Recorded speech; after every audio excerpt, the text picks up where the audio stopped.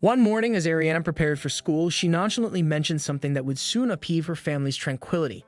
"Daddy," she exclaimed, her eyes shimmering with excitement, "I see Mommy at school every day." Adam halted, his heart momentarily suspended at the mention of his late wife. "Who, sweetheart?" he inquired, his voice quivering. Ariana radiated with joy. "I mean, I see her, Daddy. She's always there, watching over me in the schoolyard during recess."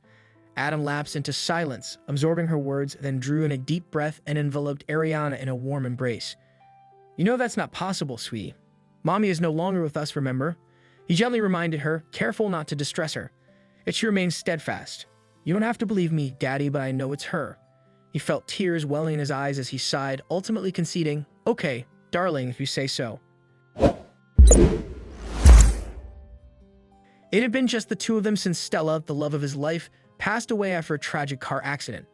He was still heartbroken because of it, and she was constantly on his mind day after day.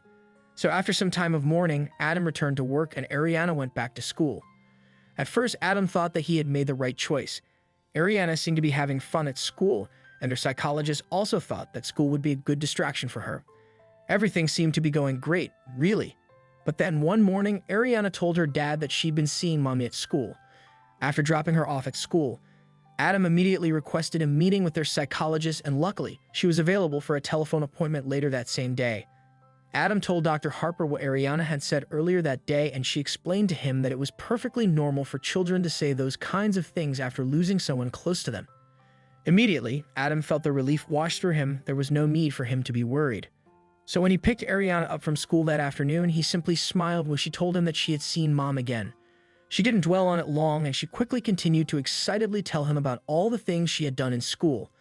Adam was glad that he had spoken to Dr. Harper about this, and he wasn't worried anymore.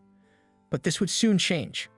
Over the next few days, Ariana continued to tell her father about seeing Mommy at school.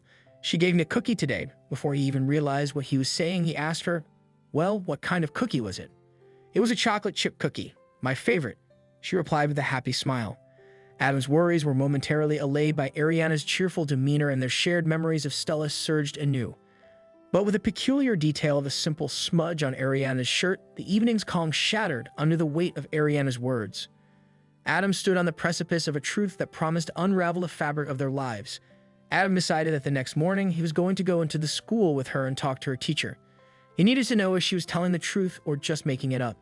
How else would that stain get on her shirt? "Miss Laura, do you have a moment, please?" Adam asked Ariana's teacher as he dropped her off at school the next day. She joined him just outside the classroom as the other pupils were arriving, and Adam started, "Ariana has been saying some strange things at home. She's probably just making it up, but I wanted to be sure, you know."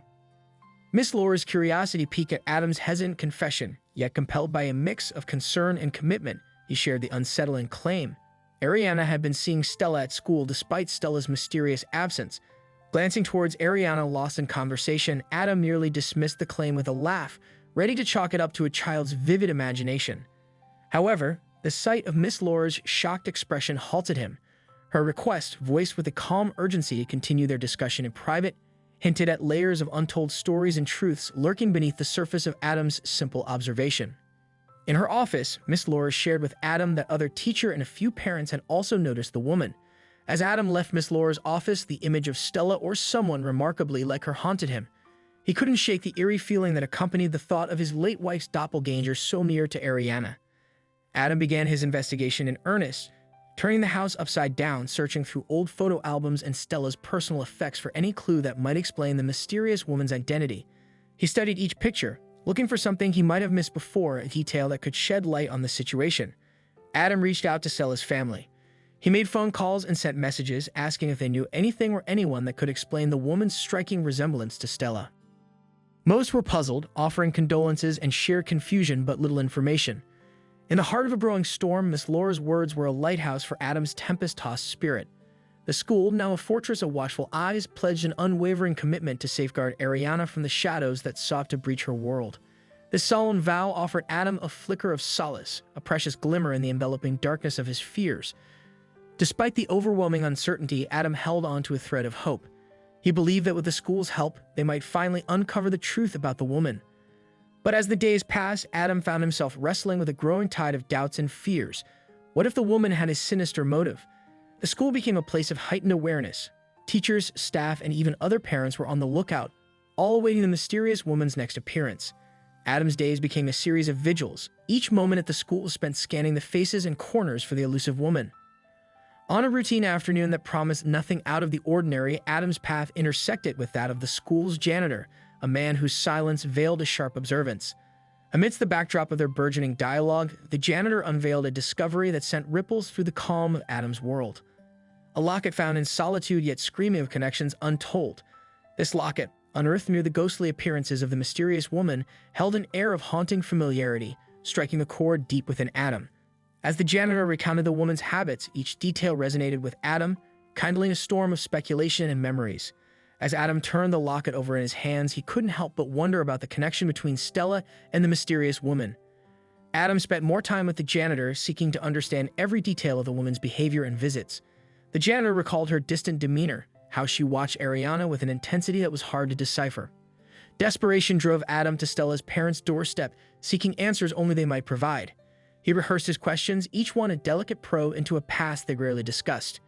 As he broached the subject of the mysterious woman and the locket, their faces closed off, a barricade of old pain and secrets rising between them. Despite their initial resistance, as the conversation continued, Stella's parents began to drop veiled hints of a deep family secret intricately tied to Stella's life. Adam's insistence was a gentle but firm demand for the truth buried in their reluctance. Finally, the dam broke. Stella's parents, overcome by Adam's earnest pleas, began to unveil the tangled web of their daughter's past. They spoke of struggles and hidden pains, of decisions made and paths not taken. Amidst the unfolding stories and somber recollections, Stella's parents revealed a startling truth. Stella had a twin sister, estranged and long gone from their lives. The revelation hit Adam like a thunderclap. A twin, an identical mirror to the woman he loved, lost in the world somewhere.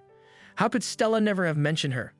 The implications were overwhelming, each thought leading to a labyrinth of questions, doubts, and a deep sense of betrayal. Once the initial shock subsided, Adam's resolve hardened. He needed to find this twin sister to understand her role in Ariana's life and the reason behind her estrangement. He started with Stella's parents, gathering any scrap of information they had, old addresses, possible acquaintances, anything that might lead him to her. Each piece of information was a potential clue on the trail to find the woman who could be the key to solving the mystery. As Adam kept looking for Stella's twin sister, he started thinking that maybe Ariana had been seeing her aunt, not her mom. Adam searched even harder, and a neighbor near the school helped by telling him about a woman who looked like Stella. With this new information, Adam found the mysterious woman. He felt nervous and excited as he arranged to meet her. When they finally met, the woman had come back to reconnect, find closure, and meet her niece, Ariana. Adam introduced Ariana to her, and they felt a special connection right away. As they talked, Ariana felt a mix of emotions. Some things felt familiar, while others were new. In the following days, Adam, Ariana, and Stella's twin visited Stella's grave together. They shared memories, tears, and hope for the future. It was just the start of their healing journey. They left a locket with Stella, a symbol of their family bond, and walked away together, ready for what comes next. Their past brought them closer, and they were hopeful about what the future holds.